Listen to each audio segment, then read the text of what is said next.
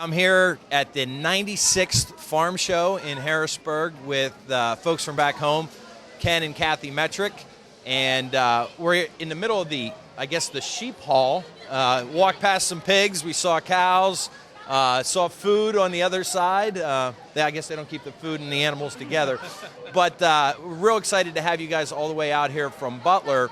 How many years have you been coming, Ken? I started coming, I was still in high school in FFA, so late 70s through the early 80s, and I've missed one farm show since, so I've been to over 30 of them. And you've been coming to just as many? Or? Once I met him and married him. Once you guys got married, then you came to the farm show every year? 20 years anyway. Well, what keeps you coming back? I mean, obviously we have our own farm show back home, and it's smaller in scale, but what keeps you coming back out here to Harrisburg to this one?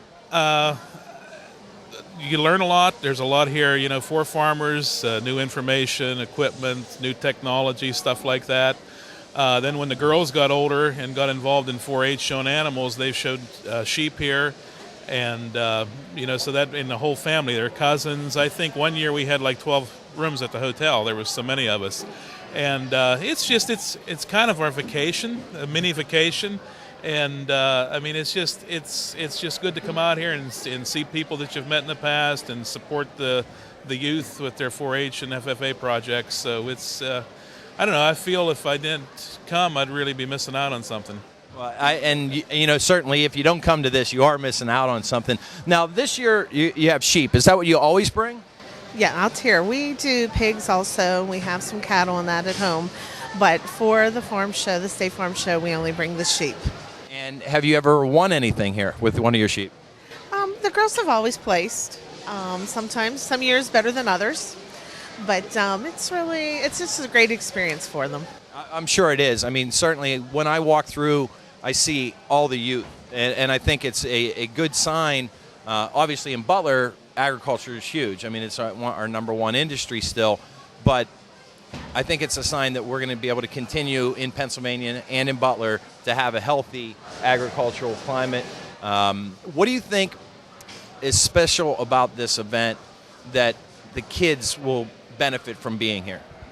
I think the experience, like I said before, is the number one thing. They get the opportunity to meet other kids from the area. That's just at a much larger scale. We have a wonderful program in Butler County for 4-H and FFA, but it's nice to take it another step and get to meet kids from other areas, learn different things, different ways of doing things, and it's just they look forward to it. Well, it certainly is a great event. Let me ask you real quick, what do we have here? I mean, obviously it's a sheep, but why don't you tell me a little bit about what's here and what you started the week with? Well, this is our daughter Amy's market animal that she raised for the farm show. Our daughters here about 5 years ago, they liked the sheep business. They went out and bought a small flock of sheep.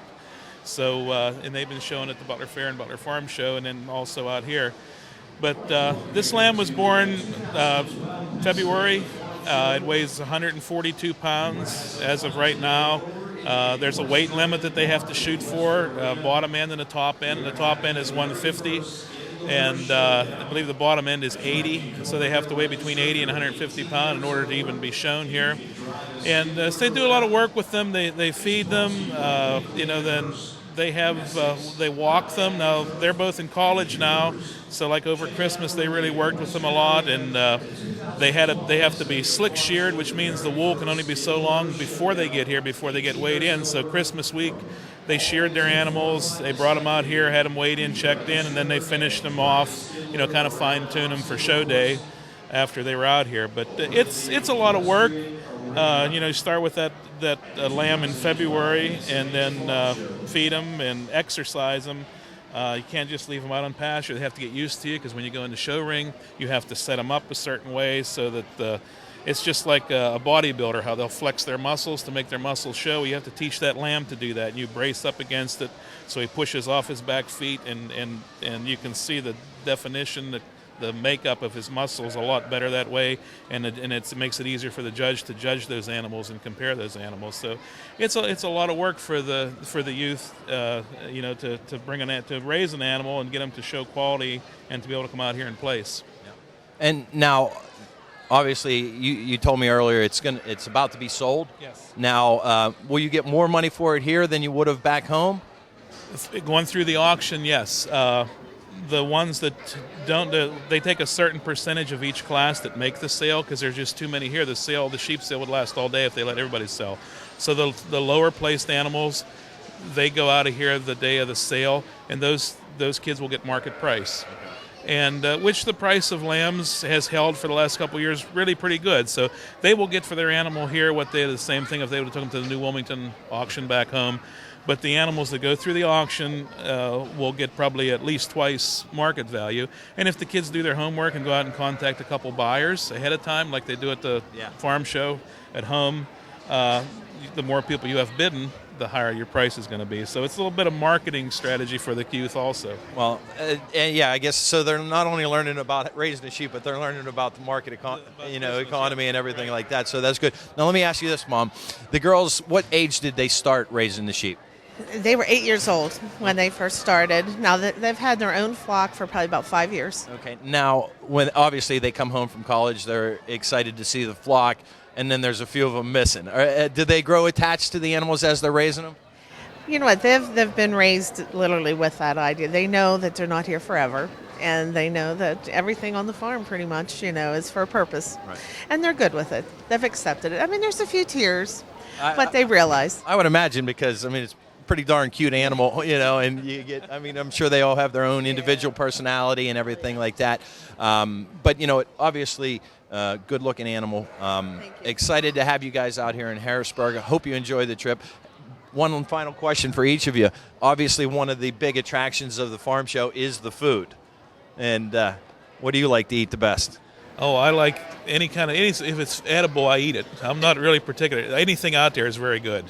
Did you have a milkshake? Yes, I had a milkshake. I had some fried vegetables. I didn't have my beef sandwich yet, but I might have to get that before we head for home. But when are you heading home? We'll head home this afternoon after the sale's over. Okay, well, make sure he gets his beef before we go. Sure he will. So we worked all day yesterday at the vegetable growers food stand. We're vegetable growers back home, and so we volunteered, both of us, 6 hours, and we sold a lot of food there yesterday. So it's a lot of fun. But there is a lot of good food here. There definitely is, and I'll tell you what, for anyone watching at home, if you can't make it, obviously you're not going to make it out this year, but in the future, do everything you can to get to this event because it's absolutely spectacular.